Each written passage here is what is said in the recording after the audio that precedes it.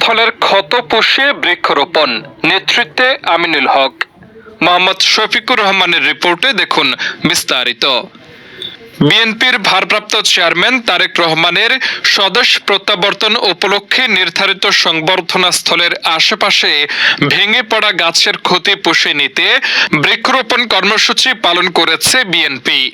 শনিবার 27 ডিসেম্বর সকালে রাজধানীর 300 ফুট মহাসড়কের 36 জুলাই এক্সপ্রেস ওয়েতে এই কর্মসূচির উদ্বোধন করেন বিএনপির কেন্দ্রীয় ক্রীড়া বিষয়ক সম্পাদক ও ঢাকা মহানগর উত্তর বিএনপির আহ্বায়ক আমিনুল হক।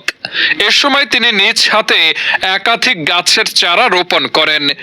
আমিনুল হক বলেন, সংবর্ধনা উপলক্ষে জনসমাগমের কারণে কিছু গাছপালা ক্ষতিগ্রস্ত হয়েছে। দলীয় সিদ্ধান্ত অনুযায়ী সেই ক্ষতি পুষিয়ে নিতে নিমসহ বিভিন্ন ফলজ গাছ রোপণ করা হচ্ছে। তিনি জানান, নার্সারি থেকে 200 থেকে 300টি চারা সংগ্রহ করা হয়েছে এবং প্রয়োজনে আরও গাছ লাগানো হবে। এই কর্মসূচি সারাদিন ব্যাপী চলবে। তিনি আরো বলেন, পরিবেশ রক্ষা ও দেশের সৌন্দর্য সংরক্ষণ সামাজিক দায়িত্বের অংশ। বিএনপি অতীতেও এ ধরনের সামাজিক কার্যক্রম করেছে এবং ভবিষ্যতেও তা অব্যাহত থাকবে।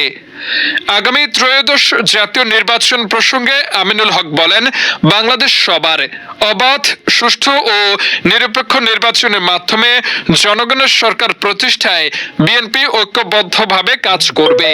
তিনি বলেন, বিএনপির ভারপ্রাপ্ত চেয়ারম্যান তারেক রহমানের ঘোষিত কর্মপরিকল্পনা বাস্তবায়নের মাধ্যমে সাধারণ মানুষের জন্য রাজনীতি করার অঙ্গীকার রয়েছে দলের। এ সময় তিনি আরো জানান, তারেক রহমানের আগমন উপলক্ষে ঢাকা মহানগর উত্তরের বিভিন্ন স্থানে গাছ লাগানো, ব্যানার ও ফেস্টুন পর্যায়ক্রমে অপসারণ করে পরিচ্ছন্নতা বজায় রাখার উদ্যোগ নেওয়া হয়েছে।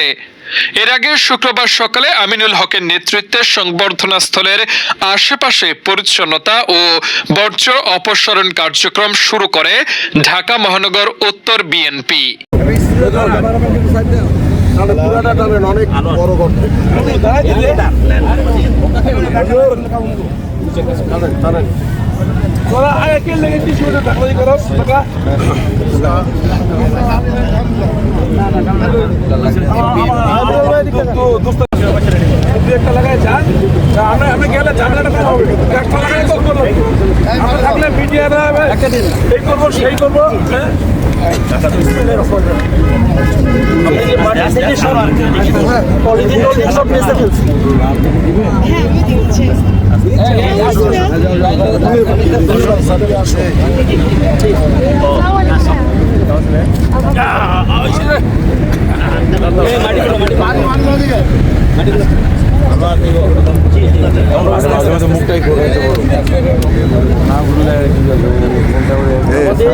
সারাদিনই আমরা কাজ করবো, আমরা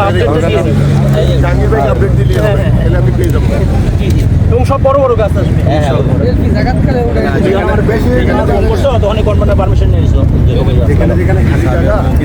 যেখানে ভেঙে গেছে ওই জায়গাগুলো চল চল চল চল চল। Thank you.